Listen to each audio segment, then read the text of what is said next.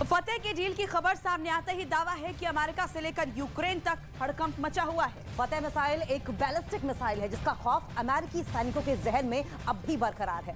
दरअसल जब जनवरी 2020 को ईरान ने इराक में अमेरिका के 2 मिलिट्री बेस पर हमला किया था और तभी से दावा किया गया कि फतेह 110 मिसाइल को रोकना अब बहुत मुश्किल होगा और इसमें अमेरिका भी पूरी तरह से फेल साबित रहा है।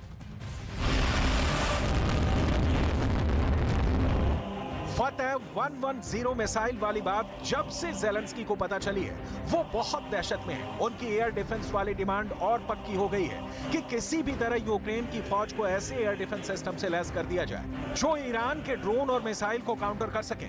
ज़ेलेंस्की जो हाइमार्स वाला खेल पुतिन के साथ खेल रहे थे, अचानक फतेह मिसाइल की एंट्री ने ज़ेलेंस्की का वो वाला गेम ओवर कर दिया है। ज़ेलेंस्की वाकई बहुत परेशान है।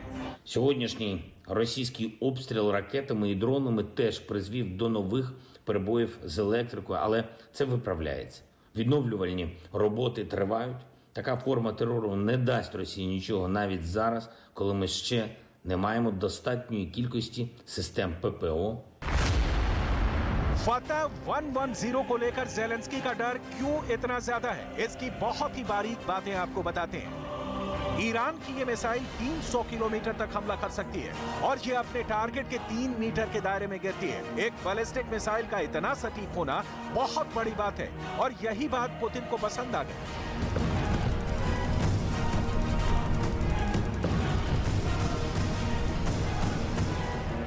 फतेह 110 की दो और खास बातें हैं जिसकी वजह से इसे रोकने में यूक्रेन को बहुत मुश्किल आ सकती है। ये सॉलिड फ्यूल वाली मिसाइल है, ये कम वक्त में लॉन्च के लिए तैयार की जा सकती है और ये रोड मोबाइल है, यानी इसे कहीं से भी लॉन्च करना और फिर अपना ठिकाना बदलना बहुत आसान है। लेकिन इससे भी बड़ा खौफ क्या है वो बहुत ध्यान से समझिएगा।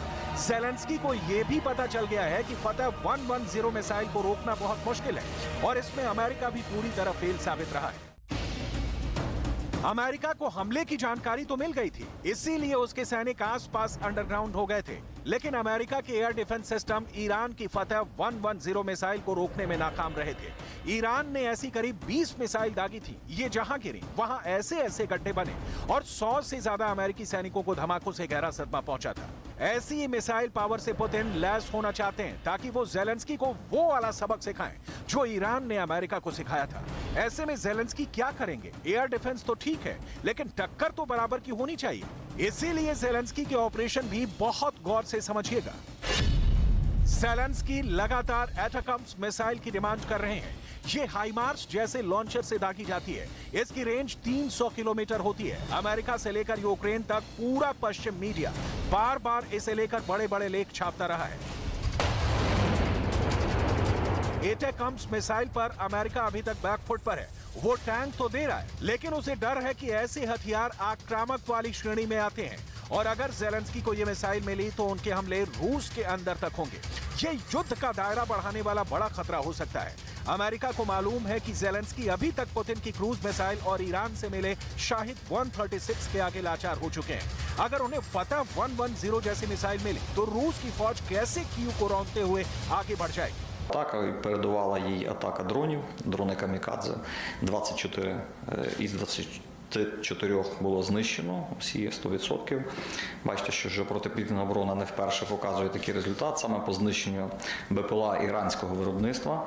Новорічна ніч та 45 дронів, наступна ніч з 1 на 2 січня 39 дронів знищено. Це говорить про те, що вже не мають вони такого успіху і не можуть, але продовжують їх використовувати. रूस इस वक्त यूक्रेन पर लगातार शाहिद ड्रोन से हमला कर रहा है। कीव पर ऐसे कई धमाके हुए हैं जिसका धमाका सबसे ज्यादा ज़ेलेंस्की के बंकर में गूंज रहा है। ऐसे ही ड्रोन के हमलों से पुतिन यूक्रेन की बिजली ठप कर चुके हैं। Російський обстріл ракетами і дронами теж призвів до нових перебоїв з електрикою, але це виправляється. Відновлювальні роботи тривають. Така форма терору не дасть Росії нічого навіть зараз, коли ми ще не маємо достатньої кількості систем ППО. Стосується далі вже крилатих ракет, які були випущені дійсно 55 Тут включно з ракетами «Кінжал», які було 2 застосовано. Знаємо, що це за ракети, що ми не можемо, на жаль, їх збивати, виявляти своєчасно. Також і ракети керовані авіаційні ракети Х-59. 3 з них теж не долетіли до своїх цілей. Фактично теж можна їх плюсувати до тих збитих.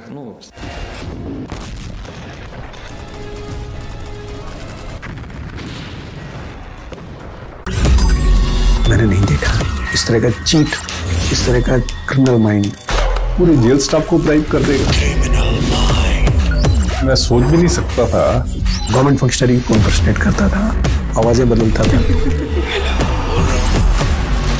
टारगेट भी बहुत पावरफुल धनवान लोगों को करता है। ये एक ही चीज से रुक सकता है, अगर आप इसकी जीभ काट दो। न्यूज चैनलों के इतिहास में पहली बार न्यूज 18 इंडिया की web series FIR number 208 streaming 3rd February 9 PM